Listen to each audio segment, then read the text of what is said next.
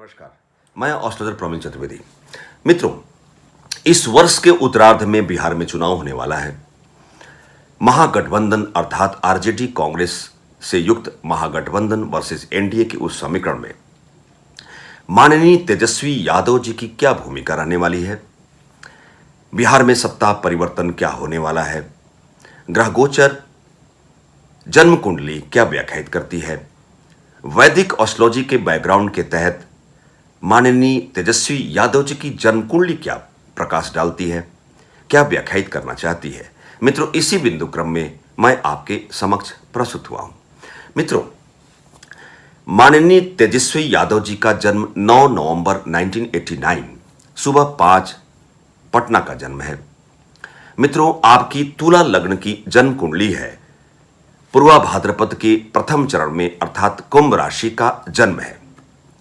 मित्रों, किसी भी निष्कर्ष पर यदि आपको आना है, फलादेश की उस प्रविधि का इस्तेमाल करते हैं, आपको बेहतर परिणाम की प्राप्ति करनी है, तो जन्म कुंडली, विषुवंतरी दशा, साथ में ग्रह गोचर की उस व्यवस्था को साथ यदि आप लेकर चलते हैं तो आप सुंदर तरीके से परिणाम की प्राप्ति बेहतर तरीके से आप कर सकते हैं।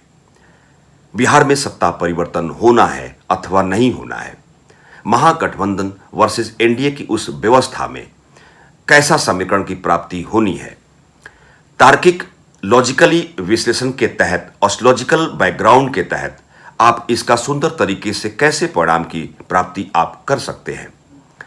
मित्रों, यह जान लें कि माननीय तेजस्वी यादव जी की जन्म कुंडली किस प्रकार की व्याख्या करना चाहती है, ग्रह गोचर क्या इशारा कर रहे हैं।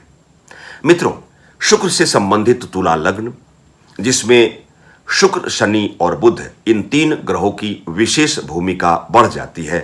एक स्तंभ के रूप में माननीय तेजस्वी यादव जी की ये तीन मुख्य तथ्यात्मक ग्रह हैं, जिसमें थर्ड हाउस जो पराक्रम का भाव है, वहां शुक्र और शनि की युति है, दोनों अधिमित्र हैं। इन दोनों ग्रहों की युति का सीधा सा तात्पर्य है कि व्यक्तित्व भाव का अधिपति शुक्र और इनका पंचम भाव कुंभ राशि के भी हैं, राशि का अधिपति शनि। इन दोनों ग्रहों की युति थर्ड हाउस में होने से मूल त्रिकोण राजयोग, एक विशेष प्रकार के राजयोग के तथ्यात्मक आगमन की प्रतीकात्मक व्यवस्था को चिन्हित करती है। कुंभ राशि का व्यक्तित्व है, आपका जन्म शुक्ल पक्ष के उत्तरार्ध काल का है। वहीं भाग्य भाव में बृहस्पति विराजमान है, जहां बृहस्पति की पंचम लग्न में दृष्टि है। वहीं तनु भाव अर्थात लग्न भाव में मंगल, बुध और सूर्य की युति बनी हुई है। मंगल, बुध और सूर्य की युति में जहां सूर्य नीच की राशि में, शुक्र की राशि में विराजमान होते हुए और बुध मंगल की युति है, वाणी में तेजी है, वाणी में अस्पष्ट वक्ता है, आकर्षक है। चूंकि शुक्र के तुला लग्न के हैं, शारीरिक कृति बहुत सुंदर है, आकर्षक है, पराक्रम से युक्त है। वाणी में अस्पष्ट वक्ता का समागम का सबसे बड़ा कारण मंगल और बुध की लग्नस्थ युति वश है। परंतु मित्रों, ध्यान देने की आवश्यकता है, राहु को राजनीति का कारक माना गया है, वहीं जनमत भाव पंचम भाव को माना गया है, जनता का भाव चौथे भाव को माना गया है। और वर्तमान दशा माननीय तेजस्वी यादव जी की शनि की महादशा के अंतिम पड़ाव में चल पड़े हैं, अर्थात शनि की महादशा और बृहस्पति की अंतर्दशा काल में आप चल पड़े हैं। मित्रों, अर्थात 19 वर्ष की शनि की महादशा जहां जानी है, वहीं इनका भाग्य का अधिपति बुध की 17 वर्ष की महादशा आने वाली है, अर्थात शनि की महादशा और बृहस्पति की अंतर्दशा 17 दिसंबर 2020 को समाप्त हो रही है। मित्रों, ध्यान देने की आवश्यकता है, मैं बार बार इस पर दृष्टिपात कराने की कोशिश में लगा हूं। मित्रों, माननीय तेजस्वी यादव जी की जन्म कुंडली में शनि की 19 वर्ष की महादशा जा रही है और इस उम्र में, इस युवा अवस्था में आपको भाग्य का स्वामी अधिपति बुध की महादशा जो 17 वर्षों की है, 17 दिसंबर 2020 से ही आप बुध की महादशा में आने वाले हैं। मित्रों, जहां राहु ग्रह गोचर की व्यवस्था में 22 सितंबर 2020 को माननीय तेजस्वी यादव जी की जन्म कुंडली के लग्न गोचर से भाग्य भाव की उस मिथुन राशि को छोड़ते हुए रहस्य आकस्मिक मृत्यु भाव में वृषभ राशि में विराजमान हो जाएंगे। वहीं 28 सितंबर 2020 को ग्रह गोचर की उस व्यवस्था में जो शनि वक्री हैं, मार्गी होते हुए उनके चौथे भाव हृदय के भाव में, सुख के भाव में, मातृ भाव में, अपनी स्वयं की राशि में ग्रह गोचर की व्यवस्था में शश पंच महापुरुष योग का निर्माण करते हुए विराजमान हो जाएंगे। वहीं अष्टम भाव रहस्य भाव से वृषभ राशि के राहु की नवम दृष्टि चौथे में ग्रह गोचर में स्थित मकर राशि के शनि पर नवीं दृष्टि पड़नी है। वहीं शनि की महादशा चल रही है और इस शनि की महादशा के अंतिम पड़ाव में ही चुनाव होना है, अर्थात बिहार का चुनाव होना है। बृहस्पति की अंतर्दशा रहेगी और बृहस्पति तीसरे हाउस में, तीसरे भाव में स्वयं अपने धनु राशि का विराजमान रहेगा, जो पराक्रम का भाव है।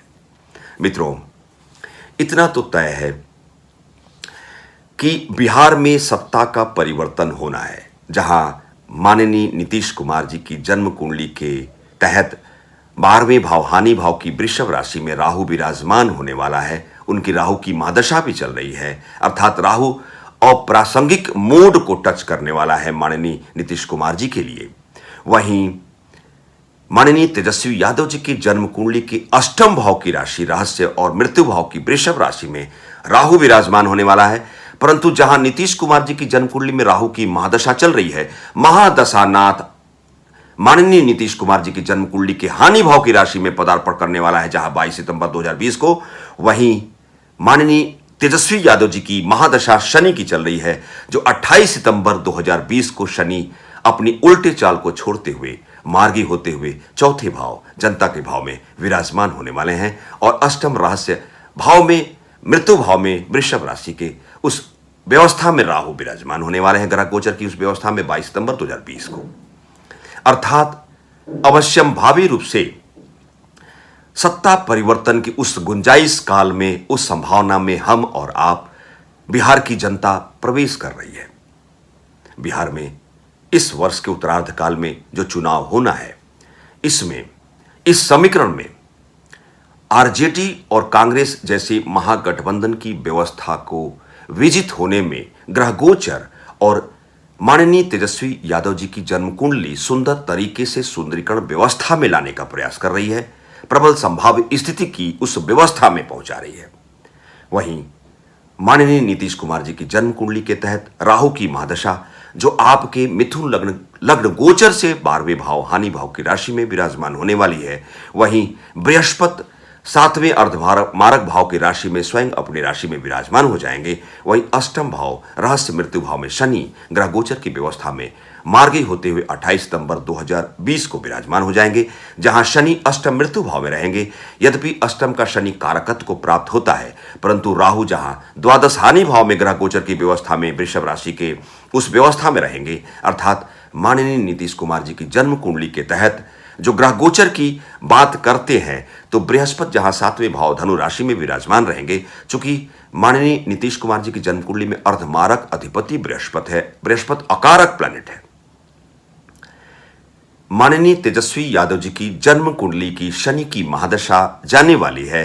वहीं 17 दिसंबर 2020 को भाग्य का स्वामी बुध की महादशा में आप प्रवेश कर रहे हैं, अर्थात दो ग्रहों की महादशा का सम्मिलन काल 17 दिसंबर 2020, अर्थात कुछ परिवर्तन, सकारात्मक परिवर्तन होने वाला है।